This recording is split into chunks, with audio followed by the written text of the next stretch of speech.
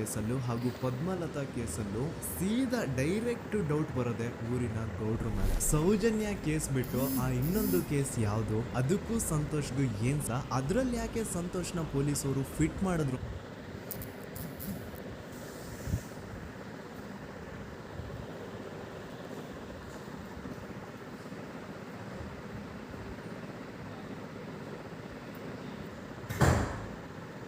ಅಂತ ಪ್ರತಿಯೊಂದು ಹೇಳ್ತೀನಿ.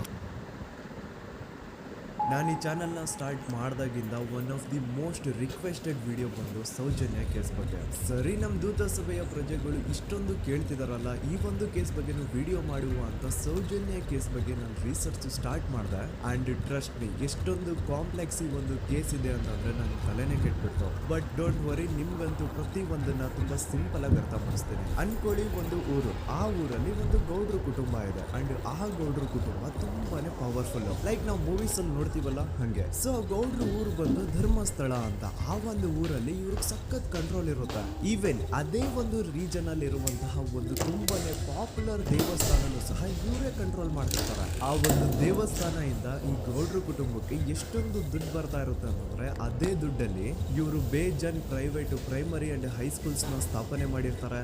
ಬೇಜನ್ ಪ್ರೈವೇಟ್ ಮೆಡಿಕಲ್ ಕಾಲೇಜಸ್ ಇರ್ತವೆ. ಅಂಡ್ ಬೇಜನ್ ಪ್ರೈವೇಟ್ ದೊಡ್ಡ ದೊಡ್ಡ ಹಾಸ್ಪಿಟಲ್ಸ್ ಇರ್ತವೆ. ಒಟ್ಟಲ್ಲಿ ಹೇಳ್ಬೇಕು ಅಂತಂದ್ರೆ ದುಡ್ಡಿನ ಸುರಿಮಳೆ ಇವ್ರಿಗೆ. ನೋಡಿ, ನಮ್ಮ ಭಾರತ ದೇಶದಲ್ಲಿ ಒಂದು ಕಾನೂನಿದೆ, ದ ರಿಲಿಜಿಯಸ್ ಎಂಡೋಮೆಂಟ್ ಆಕ್ಟ್ 1863 ಅಂತ.